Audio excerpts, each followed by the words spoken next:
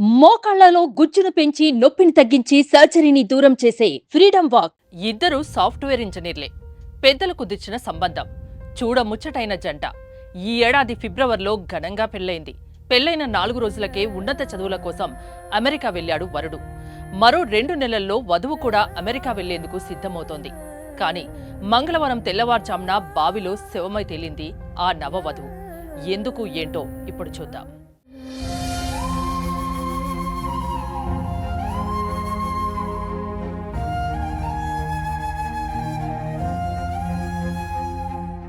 ఖమ్మం జిల్లా వైరా మండలం నారపనేనిపల్లిలో కిరణ్ కుమార్ ప్రసన్న దంపతులకు 2 సంతానం.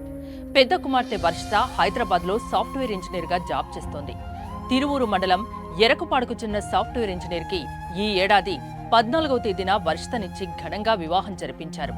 అయితే పెళ్లైన 4 రోజులకే ఉన్నత విద్య కోసం వరుడు అమెరికా వెళ్లాడు. వర్షిత హైదరాబాద్లో జాబ్కు వెళ్తుంది. భర్త దగ్గరకు వెళ్లేందుకు ఏర్పాట్లు చేసుకుంటున్నారు వర్షిత. ఈ ఏడాది జూలైలో అమెరికా వెళ్లేందుకు వీసా పనులు కంప్లీట్ కూడా అయ్యాయి.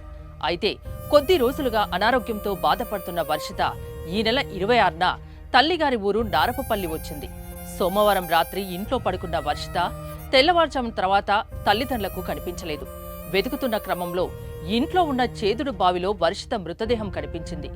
లబోదిబోమన్న తల్లిదండ్రులు స్థానికుల సాయంతో బయటకు తీశారు. మరో 2 నెలల్లో అమెరికా వెళ్లి ఆనందంగా గడుపుతుందనుకున్న తమ కూతురు బావిలో దూకి ఆత్మహత్య చేసుకోవడంతో ఆ తల్లిదండ్రులు తల్లడిల్లిపోయారు. వారి రోదనలు మిన్నంటాయి. విషయం తెలుసుకున్న పోలీసులు మృతదేహాన్ని పోస్టుమార్టంకు తరలించారు. అనారోగ్య సమస్యలతోనే తమ కూతురు మరణించిందని తండ్రి కిరణ్ కుమార్ ఫిర్యాదు చేశారు. ఏది ఏమైనా కొత్తగా పెళ్లైన ఆ 2 ఇళ్లలో తీవ్ర విషాదం నెలకొంది.